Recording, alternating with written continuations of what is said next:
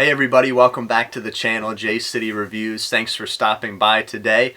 We're going to be doing a full review of the Seiko 5 Street Style. This is the blacked out version. You can see the reference number there in the description. I did an unboxing of this watch and just gave my initial first impressions. So now that I've been able to spend some time with it, I can do a full review and let you know all my thoughts and opinions and share the specs and features about this watch and tell you what I like and don't like about it. And I'm coming at this watch as someone who doesn't have a lot of experience owning a multitude of Seiko watches. I only currently own one other Seiko watch, which I'll show you here in a second. I've never owned an SKX, so I'm kind of coming at this 5KX with a fresh perspective and not having that long history of owning Seiko watches, so maybe I won't be as critical. I have no idea. But let's get over to the table and take a closer look at this blacked out 5KX. Well, here we are. Got the Seiko 5KX here on the right, and I mentioned the one other Seiko watch that I own. That's the one here on the left. I have had this for quite a while and I forget the reference number. Someone can probably tell me down in the comments below. I know it's a really popular version, but I really love this watch and have really enjoyed it, and it's been really good to me. But this is the only other Seiko watch I have in my collection. We're not talking about this one today.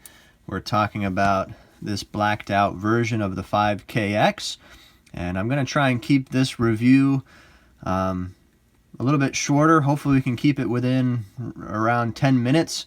I feel like some of my reviews have been getting a little too long, so we're going to jump right into this and start talking about the specs and features of this watch. The movement is 4R36 movement. It has a 41-hour power reserve, has 24 joules. It has hand winding, which is nice. It has hacking as well, which is a good thing. And it also is a self-winding movement. The crystal, unfortunately, is a hard Lex crystal, a mineral crystal. The case material is stainless steel, but as you can see, it's black, and it has PVD coating on the case and on other portions of the watch as well. The crown seems to have that same PVD coating, as well as these little keepers here on the NATO strap and around the bezel as well. So anything that's metal on this watch seems to have that same PVD coating. You can see the case diameter there, 42.5 millimeters. The case thickness is 13.4, but I also measured it with the NATO strap, and that came in around 15.65, so you have a few more millimeters there.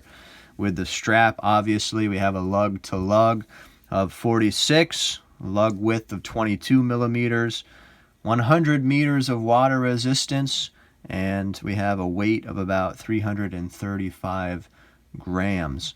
As far as features go on this watch, of course, we have the hour, minute, second, and you have a nice day and date window there as well, which I think are very legible.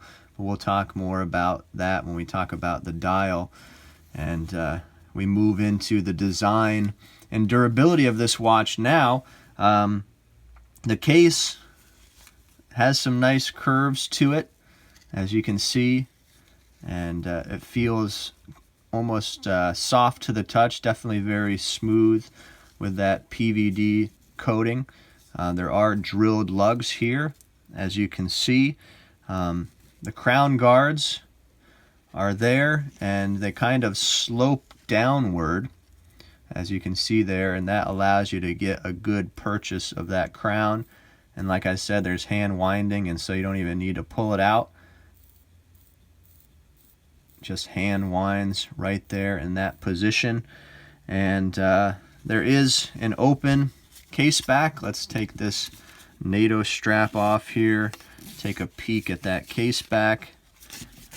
Open screw down case back. So there is that 4R36 movement in there. Looking good. I always like an open case back. It's just nice to take the watch off your wrist and take a peek at, you know, that beautiful movement doing its work. So that's a nice feature to have. The bezel, let's just go ahead and take it off this NATO strap. We're not going to talk much about the strap. It's kind of cheap feeling. Everything seems to have PVD coating on it, which is nice, but not the best strap out there.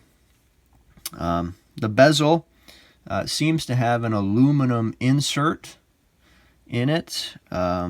It's a 120 click bezel. Let's give it some action here.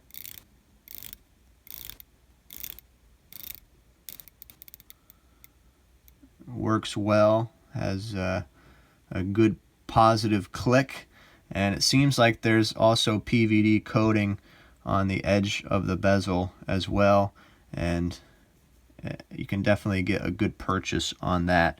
The crown is large, also has some PVD coating on there, and it's easy to wind and easy to use. The dial is simple and nice. Of course, it's blacked out, and so there's not a lot of color going on here. You do get some whitish gray colors with the Seiko and the S symbol that's there as well. But most of it's kind of a black charcoal feel.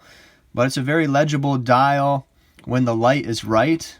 If the light isn't right, you know, being blacked out, it can be hard to read.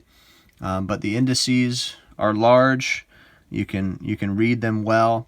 They seem to be applied indices, and also that Seiko logo is applied as well, but the S underneath seems to be painted on.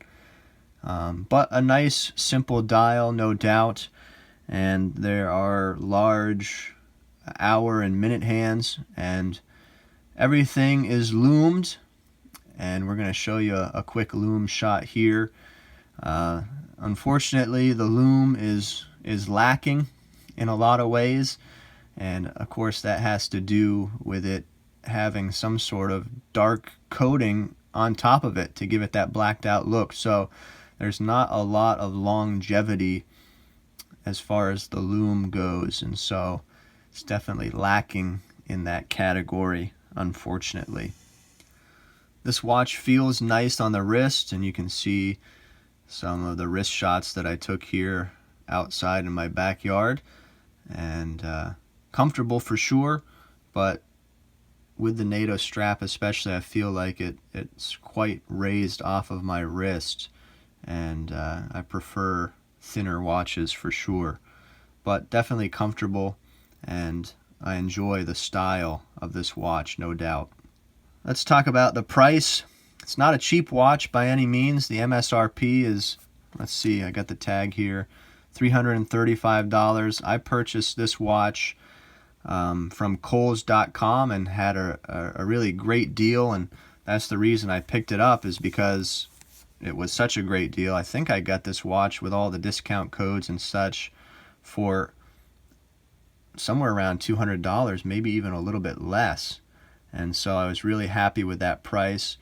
But you can definitely find it cheaper than the MSRP in a number of different places. So you can just look around. I'll leave some links in the description below.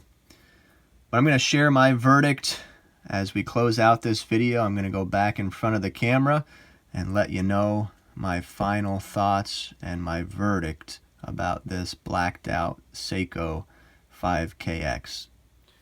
Well, there you have it. Those are my thoughts about this blacked out version of the 5KX. I have to be honest, I enjoy the blacked out look.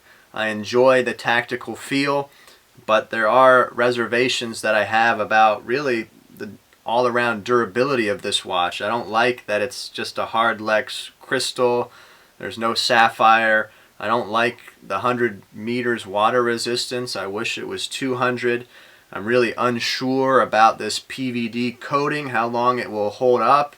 And if it does scratch, you know, what is it going to look like on the case and other portions of this watch. So I'm unsure about the longevity of that PVD coating.